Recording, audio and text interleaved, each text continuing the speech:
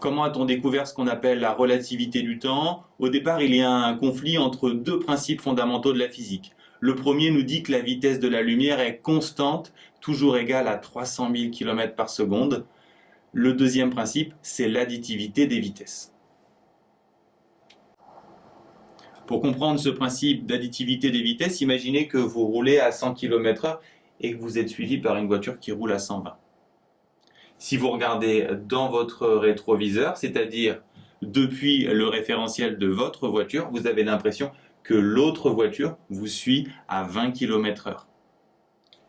Par contre, si vous roulez dans la direction opposée à l'autre voiture, vous allez cette fois avoir l'impression qu'elle arrive vers vous à 220 km/h. C'est ça l'additivité des vitesses.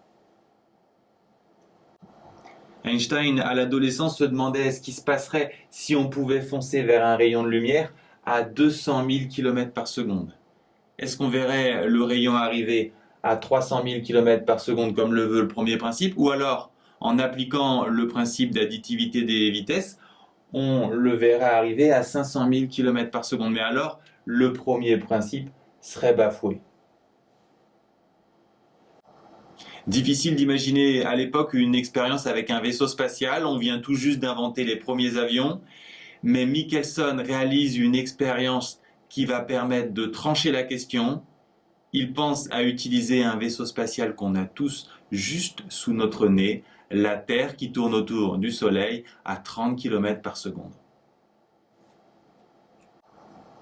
Donc si on mesure la vitesse d'un rayon qui s'approche de la Terre à 300 000 km par seconde, si le principe d'additivité est respecté, on doit mesurer une vitesse de 300 000 km par seconde plus 30 km par seconde. Alors que s'il vient dans l'autre sens, on doit mesurer une vitesse de 300 000 km par seconde moins 30 km par seconde. Mais Michelson a beau faire et refaire son expérience, il trouve dans toutes les directions 300 000 km par seconde.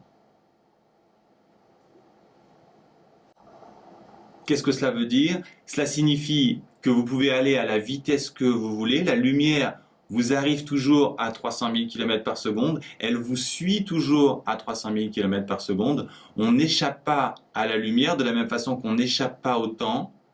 À l'époque, tous les savants sont au courant de cette découverte, mais personne ne la comprend.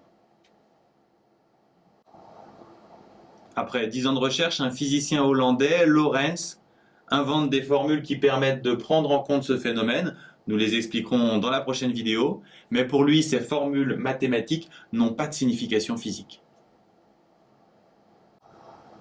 C'est un illustre inconnu de 26 ans qui va vraiment comprendre l'importance de ce phénomène. Pour lui, le fait que la vitesse de la lumière soit constante partout, c'est-à-dire dans tous les référentiels galiléens, doit être pris comme un postulat, comme un principe de base à partir duquel on doit tout reconstruire. Aujourd'hui, tout le monde a entendu parler de la relativité d'Einstein. C'est une théorie très abstraite.